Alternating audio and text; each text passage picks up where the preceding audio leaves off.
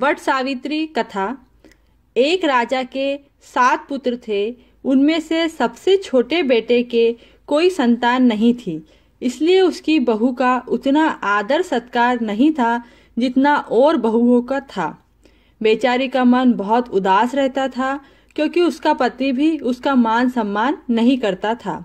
उसकी जेठानियां ताने मारती थी, पर एक रोज छोटी रानी की दासी ने एक कला निकाली और चारों ओर झूठी खबर फैला दी कि छोटी रानी गर्भवती है।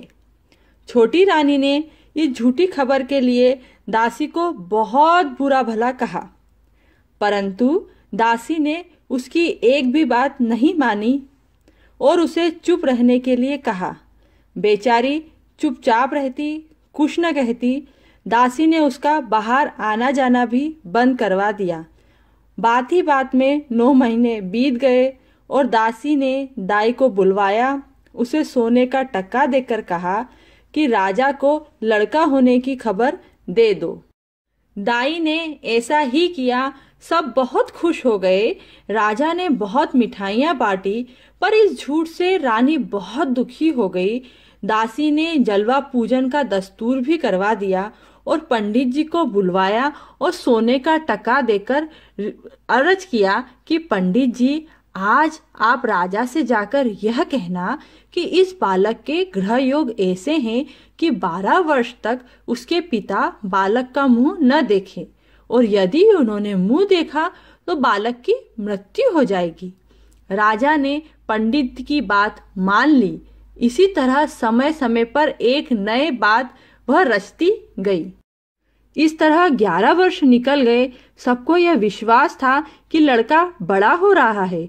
अब दासी ने यह बात बनाई कि लड़के का विवाह करके बहू सहित लड़के का मुंह देखना शुभ है। राजा ने यह बात भी मान ली और एक अच्छे घर में लड़के का रिश्ता पक्का कर दिया।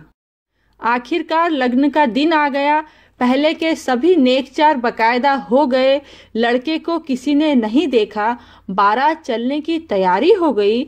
छोटी रानी ने सोचा, अब तो पोल खुलेगी ही सही। दासी ने कहा, बस आप तो एकदम चुप रहो और देखती रहो। उसने आटे को गूंथा और एक पुतला बनाया और कपड़े पहना दिए और एक पालकी में बैठा दिया। बारात के साथ साथ उस पालकी की निगरानी के लिए दासी खुद भी चलने लगी। आगे जाकर एक गांव के पास एक वट वृक्ष के नीचे कुछ महिलाएं पूजा करके कहानी सुन रही थी। उस दिन वट पूजन का दिन था। दासी ने वह पालकी वहां उतार दी और उन स्त्रियों से बोली, बहनों, आप इस डोले की निगरानी रखना। मैं भी गांव में जाकर पूजन सामग्री ले आऊं और आपके साथ कहानी सुन लूं। स्त्रियों ने कहा, ठीक है। दासी चली गई। पीछे से कुछ कुत्ते आए और उस आटे के पुतले को खा गए। कपड़े लत्ते फाड़ दिए। थोड़ी देर में दासी आई, पालकी की तरफ देखा और रोने लगी, चिल्लाने लगी। सब महिलाओं ने सारी बात जानकर बड़ा दुख प्रकट किया। अब वे क्या करें? दासी ने कहा, बहनों, अब तो मैं मर ही जाऊंगी। सबको मैं क्या मुंह दिखाऊंगी?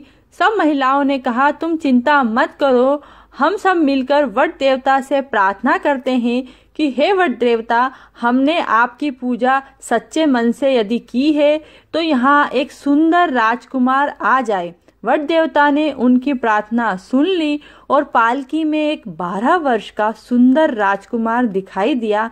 सबकी प्रसन्नता का पार नहीं था। बड़ी खुशी में सबने वट देवता की पूजा की और पालकी ले जाकर बारात के डेरे पर खड़ी कर दी।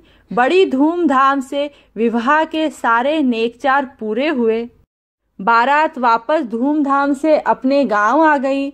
सबसे पहले राजा ने राजकुमार का चेहरा देखा, उसके बाद सबने राजकुमार को देखा। सबके चेहरे खिल उठे। राजकुमार की माँ ने दासी का बड़ा आदर सत्कार किया और सारी बातें पूछी। दासी ने भी उसे सारी बात खुलकर बताई और रानी से वट पूजा करने का संकल्प करवाया। छोटी रानी ने दासी की बात मानी और सारे परिवार आनंद से रहने लगा। छोटी रानी अब वट पूजा करने लगी। नगर में ढिंडोरा भी पिटवा दिया गया कि अब सब स्त्रियां वट पूजा करें।